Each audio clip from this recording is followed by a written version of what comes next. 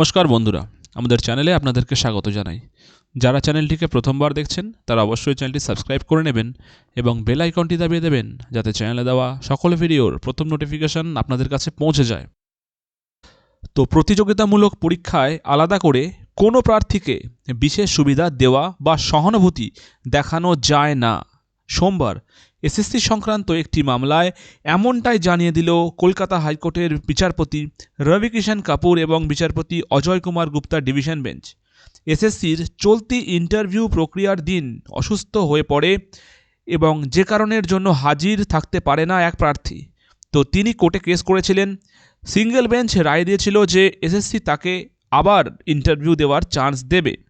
সেই রায়ের এগেনস্টে এসএসসি ডিভিশন বেঞ্চে কিন্তু মামলা করেছিল এবং সেই ডিভিশন বেঞ্চে গিয়ে আলটিমেটলি এই যে সিঙ্গেল বেঞ্চের রায় তার উপরে কিন্তু দেওয়া হলো স্থগিতাদেশ। কমিশনের এই মামলায় বিচারপতি কাপুরের ডিভিশন বেঞ্চ পর্যবেক্ষণ করেছেন যে নিয়ম অনুযায়ী নতুন বিধিতে এমন কোনো সুযোগ নেই যাতে কোনো প্রার্থীর জন্য আলাদা করে ইন্টারভিউয়ের সময় আবার নির্ধারণ বা সংশোধন করা যায়। 5 লক্ষেরও বেশি প্রার্থী এই নিয়োগ প্রক্রিয়ায় অংশগ্রহণ করেছেন। ফলে একজনকে ব্যক্তিগতভাবে সুযোগ দেওয়ার অর্থ হলো বহু প্রার্থীকে সুযোগ করে দেওয়া। আজকে একজন আবেদন করেছে, কালকে আরও অন্যান্য আবেদন করবে। এর ফলে কি হবে? এর ফলে মামলার একটা পাহাড় জমে যাবে। ইতিমধ্যে কিন্তু সুপ্রিম কোর্ট নির্দিষ্ট সময়ের মধ্যে নিয়োগ প্রক্রিয়া সম্পন্ন করতে বলেছে। প্রতিযোগিতামূলক পরীক্ষার ক্ষেত্রে ভুল জায়গায় সহানুভূতি দেখানোর ক্ষেত্রে কোনো অবকাশ নেই। এই ধরনের পাবলিক সার্ভিস পরীক্ষা নেওয়ার জন্য একজন প্রার্থীকে সবসময় তৎপর হয়ে থাকতে হবে। সিঙ্গেল বেঞ্চের নির্দেশের ওপর 9 জানুয়ারি পর্যন্ত স্থগিতাদেশ রাখা হয়েছে।